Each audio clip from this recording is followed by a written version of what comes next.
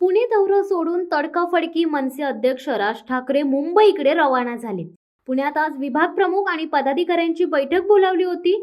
मात्र या बैठकीला पदाधिकारी उशिरा पोहोचल्याने राज ठाकरेंचा राग अनावर झाला आणि ते थेट माघारी परतले आहेत.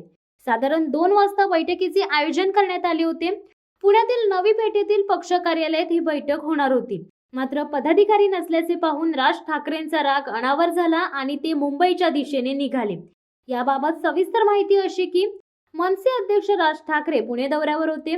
त्यांनी लोकसभा निवडणुकीच्या पार्श्वभूमीवर विभाग प्रमुख आणि पदाधिकाऱ्यांची बैठक बोलावली होती.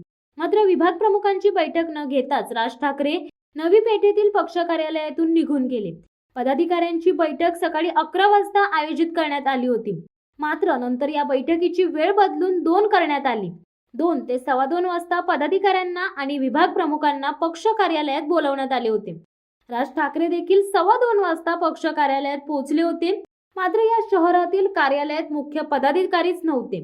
ज्यांना बैठकीला बोलावण्यात आले होते ते विभाग प्रमुखही पोहोचले नव्हते. लोकसभेच्या पार्श्वभूमीवर शहरातील विधानसभेच्या प्रत्येक प्रमुखाला या बैठकीचे निमंत्रण देण्यात आले होते.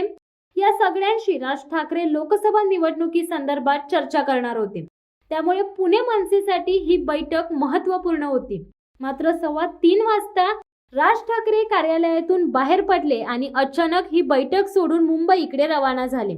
मात्र आता पदाधिकाऱ्यांची पुढची बैठक होणार का आणि राज ठाकरे नेमके पदाधिकाऱ्यांशी काय बोलले या संदर्भात कोणतीही माहिती पुढे आली नाहीये. शिवसत्ता टाइम्स न्यूज ब्युरो पुणे.